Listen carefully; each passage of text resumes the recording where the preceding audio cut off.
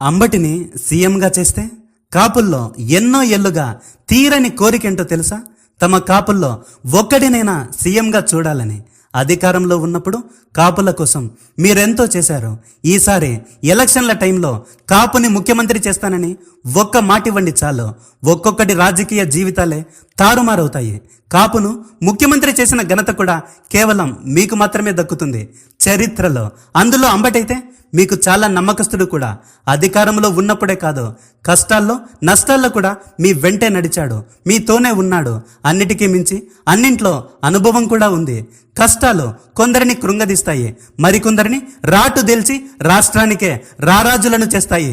మొన్నటి వరకు అంబటి అంటే బాగా మాట్లాడేవాడే అని అనుకున్నా, కానీ ఒక నెల రోజుల నుంచి రాజకీయం మొత్తం అంబటి చుట్టూనే తిరుగుతుంది. రాష్ట్ర రాజకీయాలను ఆ లెవెల్లో విపరీతంగా ప్రభావితం చేస్తున్నాడు.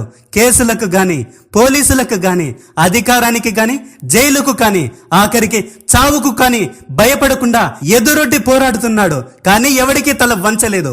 కాపులు మాత్రమే కాదు, 2 తెలుగు రాష్ట్రాల్లో అంబటి ధైర్యం చూసి ఆశ్చర్యపోతున్నారు. ఫైనల్ గా నేను చెప్పేది ఏంటంటే, యుద్ధం చేయకపోతే రాజకీయాల్లో ధర్మం కూడా ఓడిపోతుంది.